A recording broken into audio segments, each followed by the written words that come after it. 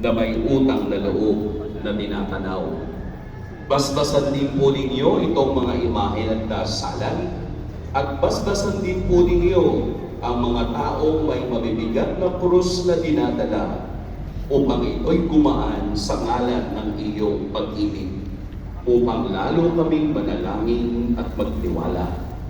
Sa pamamagitan ng bendisyon na ito, naway lalo kaming maging mapaglingkod, masunurin at tapat sa iyo, na aming malwalhating Panginoon, magpas sa walang hanggan. Amen.